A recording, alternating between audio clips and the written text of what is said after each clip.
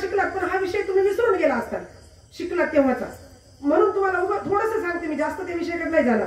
तर एक जो आपला अणू आहे ना, आता बी अणू म्हणजे ह्या कोणत्याही पदार्थाचा बारीक कण, असा कण की त्याचे आता 2 भाग करू शकत नाही कोणी, विज्ञानालाही करता आले नाही. त्याचे 2 भाग करण्याचं शस्त्रच नाही आपल्याकडे.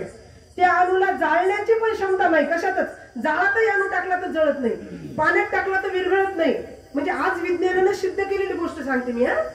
अणू असा आहे की अणू म्हणजे काय, कोणत्याही पदार्थाचा बारीक कण, त्या लाकडाचा म्हणा, याचा म्हणा, वायराचा म्हणा, हवेचा म्हणा, पाण्याचा म्हणा, दुधाचा म्हणा, रक्ताचा म्हणा, कोणत्याही पदार्थाचा. आता ज्यांनी 10वी पर्यंत शिक्षण केले ना, त्यांना हे लवकर लक्षात येईल की अणूचा जो अतिसूक्ष्म कण आहे की त्याला तुम्ही जाळू शकत, या पृथ्वीवर तो कुठेही पडतो. हे घास म्हणून तर प्रत्येक पदार्थ झिजतो की नाही, प्रत्येक पदार्थाला झीज आहे.